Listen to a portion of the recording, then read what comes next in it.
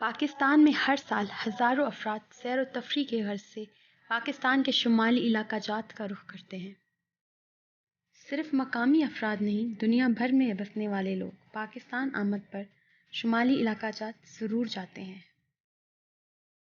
جن میں زیادہ تر لوگ مری کی برف باری، جھیل سیف الملوک اور ناران کاغان کی حسین وادیوں میں دلچسپی لیتے ہیں۔ اس میں کوئی شک نہیں، سیاحوں کی آمد وادیوں کے حسن اور رونق میں اضافہ کرتی ہیں، جبکہ کئی دہائیاں گزرنے کے بعد بلوچستان اس رونق سے محروم ہے۔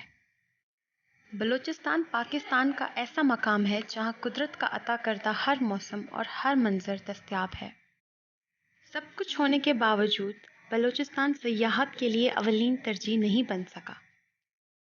اس کی بنیادی وجہ بلوچستان میں موجود سیاحتی مقامات اور جنت نظیر نظاروں سے لا علمی تھی، یا بلوچستان میں آنے والی حکومتوں کا سیاحت کو فروغ نہ دینا تھا۔